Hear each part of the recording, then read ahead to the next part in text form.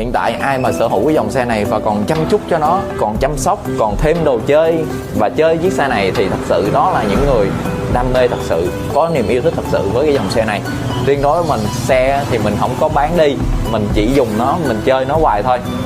Nó cũ thì mình dọn lại tiếp, nó hư thì mình sửa, mình làm lại. Chứ đối với mình, xe thì mình không có khái niệm mình bán đi anh em. Mình chỉ có mua thêm thôi. Bởi vì mình chơi xe không phải là chơi theo phong trào, mình chơi theo chính cái sở thích, cái đam mê của mình.